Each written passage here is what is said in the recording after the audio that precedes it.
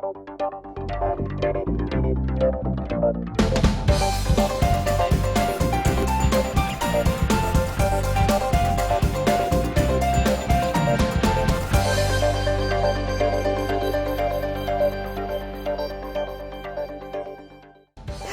à tous, merci de nous retrouver pour votre rendez-vous politique, l'a dit, l'a fait, l'a pas fait. Les maires et leurs projets que vous retrouvez sur freedom.fr tous les lundis.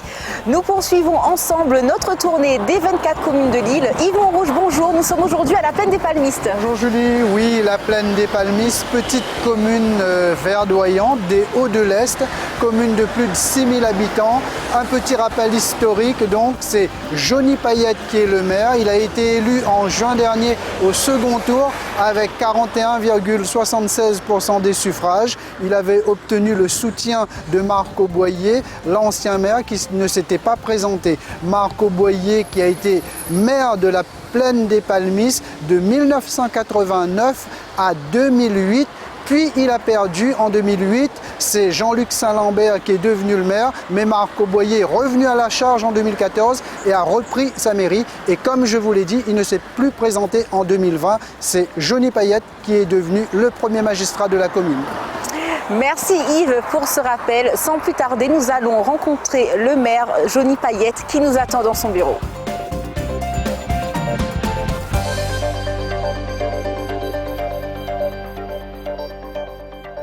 Bonjour Monsieur le maire, merci de nous recevoir aujourd'hui à la mairie de la Plaine des Palmistes. Je rappelle que vous avez été élu en juin dernier avec un peu plus de 41% des suffrages.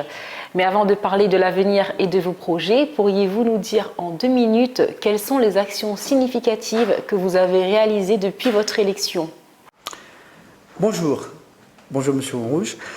Alors tout simplement, l'organisation, donc dès le départ, j'avais mis un point d'honneur de faire un grand chantier, c'est-à-dire l'humain, sur la Plaine des Palmistes. Je pense que c'est intéressant dans toutes les collectivités, puisque on a l'habitude donc de travailler avec des équipes et un peu dommage, ça tire un petit peu dans tous les sens. Donc mon grand projet, c'était de remettre l'humain jusqu'aujourd'hui, parce que c'est pas un travail facile, de remettre l'humain à sa place, avoir les employés communaux, voire même tous les administrés, venir à la mairie et travailler avec un sourire. Donc réorganisation des services. Réorganisation donc des services municipaux, avec aussi donc l'arrivée de notre DGS et de notre directrice financière, puisqu'ils ont pris leurs fonctions au début d'année 2021.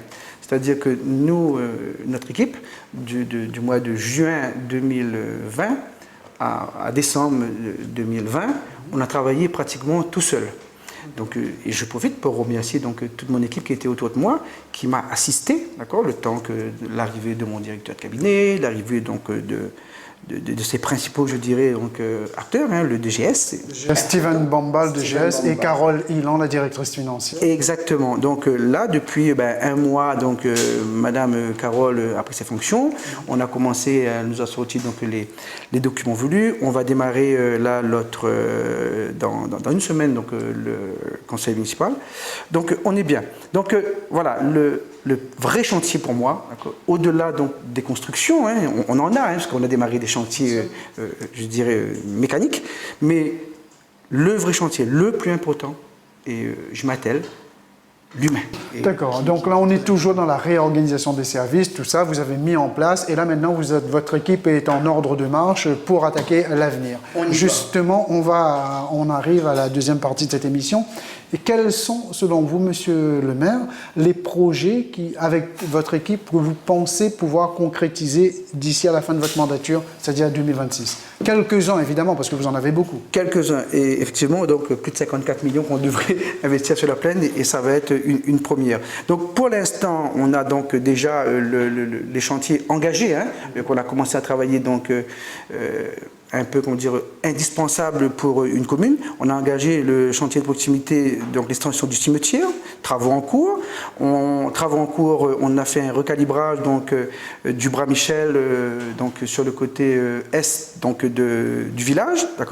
On a la réhabilitation de la décharge de la Petite Plaine qui est donc travaux terminés. Donc déjà sur ces 6 premiers mois, des travaux sont déjà là. Vous avez terminé un petit peu ce que l'ancienne équipe avait déjà commencé. Alors, c'est ça, Pour préciser, donc, M. Montrouge, vous n'êtes pas sans savoir que je faisais partie de l'opposition pendant 6 ans. Une opposition constructive. Une opposition constructive. Donc, forcément, les projets que j'ai votés pour, d'accord, pendant cette mandature, c'est dans une continuité.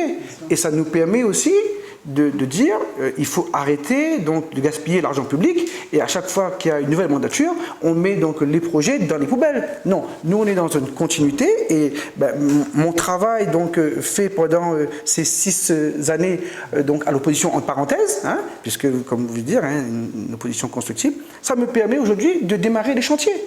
Et ça on devrait le retrouver un peu partout. Donc ça c'est ce qui est en marche. Même chose pour le public. On a donc l'aménagement des aires de jeu.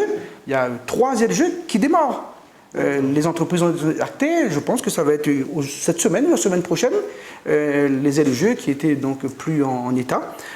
Tout est reparti. Donc déjà en 6 mois, vous voyez, redémarrer 4 projets qui touchent directement donc, le public. La vie quotidienne déjà. La vie quotidienne, pour nous, notre équipe, on en est fiers. Et les autres projets alors, les quelques autres grands projets? Alors, les grands projets qui datent de très longtemps et qu'on va continuer, on est sur le pôle commercial du 2e village. Donc, si vous connaissez un petit peu, donc, la Plaine des Palmistes est découpée en 3 parties. Le 1er village, le 2e et le 3e.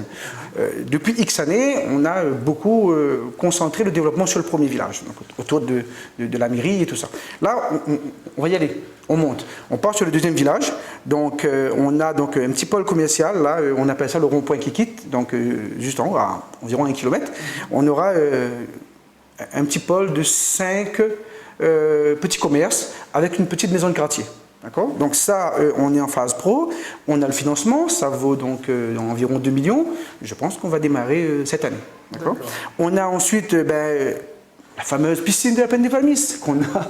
On en parle depuis très longtemps. Oui. Depuis les années 80, d'accord. Donc un projet d'environ 6 millions qui est en phase de négociation. On est très très bien avancé. Donc ça va être situé à proximité des écoles, puisque on sait très bien une piscine, c'est surtout aussi pour nos élèves, puisque aujourd'hui ça, enfin pas seulement aujourd'hui, depuis très longtemps. La piscine, savoir nager, fait partie donc, je dirais, des examens hein, pour tout le monde. Donc ça va venir à côté du collège. À côté du collège, ou des proximités, c'est-à-dire du collège, des écoles, ils vont partir à pied, quoi. Donc on a tout calculé de manière qu'il n'y a pas de transport, de perte de temps pour rien du tout. Donc voilà. Un autre gros projet, monsieur le maire, parce qu'on en a parlé pendant un petit bout de temps, c'est l'aménagement du centre-ville et l'église du centre-ville. Voilà, alors le réaménagement du cœur de ville, hein, même chose, c'est un vieux projet. On n'a pas attendu, donc nous, la commune de la Plaine des Palmistes, on n'a pas attendu le plan de relance avec, comme vous entendez parler aujourd'hui, la petite ville de demain que l'État donc met en place. On a eu la chance d'être retenu. Aussi pourquoi ? Parce qu'on est déjà avancé sur ce projet. On avait, nous, prévu... Les études et tout avaient déjà été faites. Voilà, donc on est en train de travailler. Ça va être juste donc derrière où on est passé, hein, à côté de l'église. Ça va donc entourer l'église. Les polémiques que vous avez entendues donc, sur l'église, c'est réglé. Mais alors c'est réglé, c'est-à-dire, expliquez-nous vite. C'est réglé. L'église restera en place. Il y a seulement donc de la rénovation à faire. Et on va travailler dans les plans donc, de ce cœur de ville. Grosso modo, ici, on aura environ 16 boutiques. Donc essentiellement donc touristique, donc restauration et tout ça, parce que vous savez la Plaine des Palmistes, au-delà donc du développement touristique, on n'a pas grand-chose à faire. Donc on travaille donc avec l'évêché, avec le comité donc de la paroisse pour pouvoir s'adapter à tous les besoins.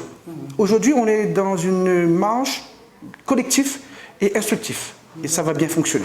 Donc, cœur de ville, piscine, développement du 2e village, vous m'avez dit, etc. Mais tout ça, si je comprends bien, et vous nous le disiez tout à l'heure, c'est vraiment créer, essayer de mettre en place ce que vous appelez le miel pour pouvoir attirer les... Voire même, quand vous parlez du miel, donc le dernier en date, donc la création donc, d'un rucher communal à vocation économique et pédagogique. D'accord ? C'est-à-dire que le touriste va arriver ici, dans cette période et pourra visiter donc ce point sur l'emplacement. On est en train de discuter, mais ça va être donc au cœur de ville, hein, d'accord, à proximité, là, 200 ou 300 mètres, dans un jardin urbain qui est en finition, je pense, dans 2 ou 3 mois.